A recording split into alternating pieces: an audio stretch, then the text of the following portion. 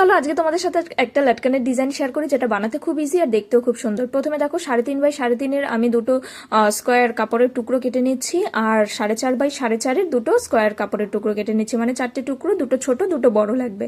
তো যেই বড় টুকরোটা আছে, বড় টুকরোটা ফার্স্টে নিয়ে আমি এভাবে ভাঁজ করে নিলাম, একটা ভাঁজ করে নিলাম। তারপরে ভাঁজ করার পর সেটাকে আমি আবার ডবল ভাবে ভাঁজ করলাম। দেখতেই পাচ্ছ আমি কিভাবে করছি। আসলে সব প্রসেস একদম বলা সম্ভব নয়, আর দেখলেই একদম একদম ইজি প্রসেস এটা। তারপরে দেখো এর মধ্যে তোমরা যেই দড়িটা দেবে, মানে ব্লাউজ বা চুড়িদার যেই দড়িটা দেবে, সেই দড়িটার মাঝখানে দিয়ে এরকমভাবে সেলাই করে দেবে।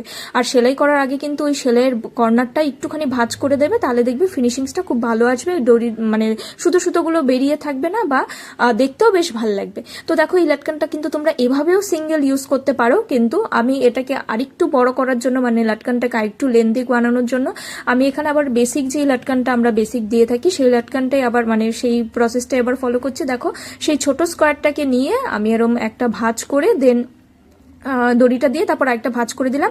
আর এই কর্নারটা দেখতেই পাচ্ছ, আমি যে কর্নারটা কিন্তু আমি ফোল্ড করে সেলাই করি। তোমরাও চেষ্টা করবে কর্নারটাকে ফোল্ড করে সেলাই করা, তাহলে দেখবে লটকানের ফিনিশিংস খুব ভালো আসবে, দেখতে বাজে লাগবে না। নাহলে লটকানের পেছনটা কিন্তু দেখতে বাজে লাগে, সুতোগুলো বেরিয়ে আসে, সেলাইটা বোঝা যায়, দেখা যায়। এইভাবে করলে কিন্তু দেখবে ফিনিশিংস খুব সুন্দর আসবে, আর সেলাইও খুব একটা বোঝা যাবে না, সুতোও বেরিয়ে থাকবে না।